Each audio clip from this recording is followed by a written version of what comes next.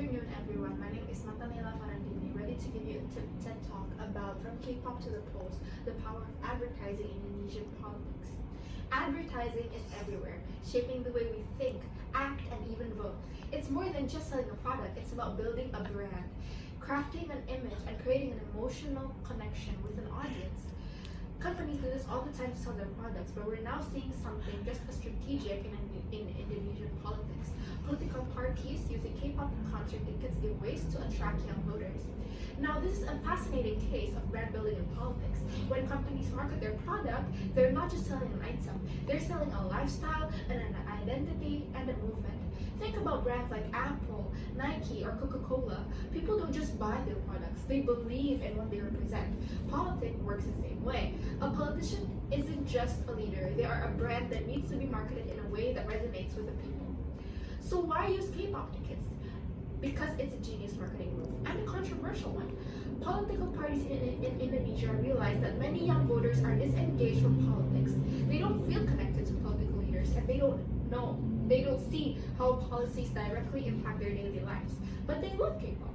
Fandom are loyal, passionate, and highly engaged. So political parties used a proven marketing strategy, giveaways. By offering free tickets to K-pop concerts, they created excitement, urgency, and buzz. Exactly what a brand does when launching a new product. This isn't new in the world of marketing. Brands often use giveaways to build loyalty, whether it's free samples, promo codes, VIP experience, but should politics use the same tactic? On one hand, this strategy is a smart way to increase voter participation. Let's face it, young voters don't always engage with politics. If a K-pop ticket motivates them to register and vote, isn't that a win for democracy? After all, isn't advertising about grabbing attention and influencing decisions? Companies do it all the time, so why not political parties? But here's where it gets controversial. Is this really about building political awareness or just about winning votes? In marketing, brand loyalty is built through trust, quality, and long-term engagement, not just by giving away free stuff. If people are voting not because they believe in candidate's vision, but because they want a concert ticket, then we have to ask, is this strategy strengthening democracy or weakening it? Another concern is fairness. Not all candidates can afford flashy giveaways. Just like in business, smaller brands struggle to compete with bigger ones that have larger advertising budgets. In politics, this means wealthier parties can buy attention in ways that smaller, less funded candidates cannot. This creates an uneven playing field where the race is not about ideas but about marketing power. In business, companies don't just focus on short-term sales.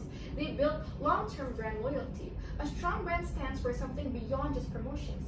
Take Apple, for example.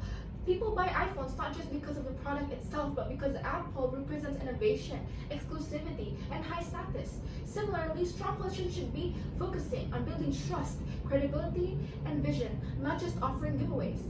If political parties want real engagement from young voters, they need to build a brand that speaks to them. That means consistent communication, relatable messaging, and genuine interaction with their audience. Giveaways create hype, but a strong brand creates loyalty. At its core, advertising is a tool, and like any tool, it can be used responsibly or irresponsibly. Whether in business or politics, marketing should be about connection, not just persuasion. Politic branding should be more than just free tickets. It should be about real policies, real leadership, and real engagement. Because in the end, a concert lasts a few hours, but the future of a country lasts a lifetime. That's all from me.